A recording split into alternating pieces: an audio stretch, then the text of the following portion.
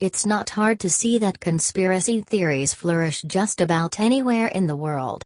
This time around we'll go through some of the wackiest conspiracy theories, both classic and recent, to have ever come out of Asia. Sparked by anti-Western paranoia, mysticism, or just flat-out insanity, these crazy conspiracy theories serve as proof that Asia definitely has its fair share of far-out nutjobs. Number 10. Ayatollah Ruhollah Khomeini was a British adventurer's son. We've previously talked about how some Iranian conspiracy theorists have tagged the British as the malevolent force controlling Iran's affairs behind the scenes, including the 1979 revolution. This conspiracy theory takes one crazy step further and holds that the British supported the firebrand Islamic leader Ayatollah Ruhollah Khomeini because he was actually the son of a British national named William Richard Richardson. According to the theory, Williamson was a 19th-century adventurer who traveled across the world before settling in Iran and becoming affiliated with the Anglo-Iranian Oil Company. There, he also converted to Islam and took 2 wives, one of whom would bear the future Iranian leader. As the story goes, the young and delinquent Khomeini received strict religious instruction from an Ayatollah who, along with his peers, later helped him evade a death sentence from the ruling Shah by making him an Ayatollah and spiriting him away from Iran. Later on, Khomeini repaid the favor by killing them off upon his return, ostensibly so that his true lineage would never be revealed. Number 9. Vietnam still has American POWs. Although the terribly bloody Vietnam War ended decades ago, one infamous rumor has refused to die out, namely that many American POWs are still being kept alive there up to now. Fueled by movies such as 1983's Uncommon Valor, this theory also holds that both the US and Vietnamese governments fully know about the POWs' dire situation yet are either doing nothing or are covering it up. Proponents of this belief, especially the families of the missing personnel, point to the US government's shoddy or inconsistent data on the missing POWs as well as what they believe to be authentic sightings of the prisoners and the different signs for help they've left behind in various locations. The government has done several investigations, which concluded that the missing prisoners are most likely dead by now. Yet believers remain adamant and insist that they should not write off the prisoners without any physical evidence. Number 8. Mao Zedong was a Yale stooge. To be fair, infamous Chinese dictator Mao Zedong really did work for Yale when he became the editor for the Chinese branch of Yale's student journal in 1919. However, one conspiracy theory would have us believe that Mao was really an underling for Yale University's infamous Skull and Bones. According to this theory, Yale University's ruling elite established its subsidiary in China because they wished to control the lucrative opium trade. To that end, they along with the CIA's precursor, OSS employed Mao Zedong and his communists to fight off the perceived threats to their monopoly, including the Boxers and then the nationalists led by Chiang Kai-shek. What they didn't count on, however, was Mao betraying them when the Communists finally won China's civil war in 1949. Due to this unexpected double-cross, they and the CIA were forced to work with the Chinese triads in order to continue their illicit operations. Number 7. Malala is a CIA agent. You might remember Malala Yousafzai, the young Pakistani schoolgirl whom the Pakistani Taliban shot in the head. Yes, they aren't above shooting little girls in October 2012 because she wanted girls to go to school. Although Malala survived the assassination attempt and has since become an untiring advocate for women's rights and education, worldwide attention to her ordeal has turned some of her own countrymen against her. They accuse Malala of being involved with the CIA or the West in an international conspiracy to destroy Pakistan. This view is especially prevalent in Malala's native Swat Valley, where the deeply conservative townsfolk see the events as nothing but a plot by her family to achieve fame. While Pakistanis do have some justification to be paranoid about Western infiltration, the CIA did recruit a local doctor to help scout out bin Laden. After all, this conspiracy theory defies all common sense. Perhaps the only thing more insane is the fact that the Pakistani Taliban promised to try and kill her again. Number 6. Israel's nukes triggered the tsunami that devastated Fukushima. At this point, we're all pretty familiar with conspiracy theories about superweapons creating hurricanes, tsunamis, and other natural disasters. Now, there are claims that the very same thing happened during the devastating meltdown that occurred at Fukushima's nuclear power plant in 2011, with Israel as the culprit this time. According to one account, Japan had been secretly assisting Iran with its nuclear weapons program by manufacturing enriched uranium for them at Fukushima. To stop this, the Israelis planted a nuclear bomb near Japan's coast that triggered the earthquake and the subsequent tsunami.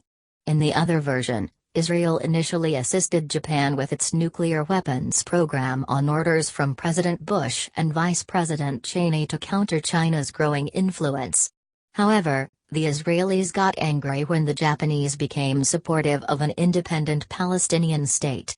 As revenge, they triggered the tsunami and also unleashed the Stuxnet virus on the plant for good measure.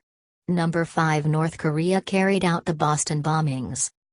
On par with the ridiculous conspiracy theory that the Boston Marathon bombings in April 2013 never happened is the assertion that North Korea was responsible for the attack. According to the proponents of this theory, North Korea carried out the attacks to celebrate its founder Kim Il-sung's 101st birthday anniversary, and also because it wanted to make good on its previous threats of an attack on U.S. soil. Understandably, North Korea's official mouthpiece issued a subsequent condemnation of the conspiracy theory, denying that their country carried out the attack while also disavowing any alleged links with al-Qaeda. According to them, North Korea would never resort to underhanded tactics to attack the U.S., since it has the capability to hit its enemy directly. For them, the only real conspiracy here is the black propaganda campaign by U.S. conservatives to discredit North Korea in the international community. Number 4. The U.S. and the Taliban are in cahoots. We already mentioned how some conspiracy theorists believe that the U.S. and North Korea are actually working together. In that same vein, there are actually those who believe that the U.S. is also working with the Taliban in Afghanistan. This view has been taking root among ordinary Afghans who believe that the U.S. is funding the Taliban in order to achieve its own ends, including having a buffer against Iran, China, and Russia. They like to point out that the numerically and logistically superior American and NATO forces could easily finish the Taliban off, yet they do not do so, meaning they really have a hidden agenda. Even Afghan President Hamid Karzai has bought the conspiracy theory. In March 2013, he accused the U.S. and the Taliban of collaborating in a series of false flag attacks as justification for an indefinite U.S. presence in the region. Number 3. MacArthur received a bribe to liberate the Philippines. Was Douglas MacArthur one of history's greatest and most colorful war heroes, compelled to liberate the Philippines from the Japanese because the Philippine president handed him a substantial amount of money? Historians have concluded that the wartime Philippine President Manuel Quezon really did give MacArthur $500,000 and another $140,000 to 3 members of his staff in 1942 under the guise of outstanding service rendered to the Philippines. Yet the true reasons may never be ascertained since all the characters involved are already dead. It is highly speculated that Quezon paid MacArthur off so that the latter would allow Quezon and his family to evacuate to the U.S. Other than that, the money would serve to remind MacArthur to keep his promise of returning to the Philippines. Of course, his liberation campaign would later wreak untold devastation on the country and earn him criticism for deviating from what had been the highly successful and less bloody island-hopping strategy. Number 2. The US and Taiwan created the SARS virus. Aside from the long-standing accusations that it created the AIDS virus, the U.S. was once again implicated as the evil mastermind behind the 2002-2004 SARS outbreak that hit Asia and was especially devastating in China, having caused the deaths of more than 300 people. Rumors of US and also Taiwanese involvement in the outbreak reached a fever pitch after two Russian scientists stated that the virus appeared to be a cocktail of different viruses and could not have been natural. Conspiracy theorists also tried to corroborate the Russian scientists' findings with the argument that Taiwan, being one of the virus's creators, suffered far fewer casualties because it possessed the cure. Of course, China received a dose of its own conspiracy medicine after Taiwan accused its rival country's government of not only creating the virus but also of engaging in a massive cover-up of the outbreak's true extent.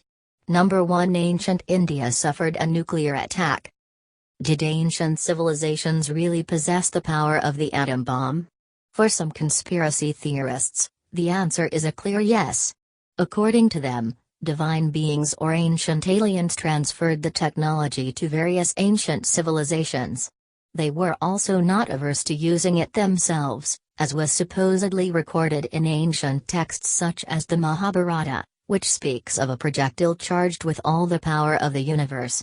Believers of this theory point to various archaeological sites with inexplicably high amounts of radiation, the most notable example being that of an ancient city found in Rajasthan, India.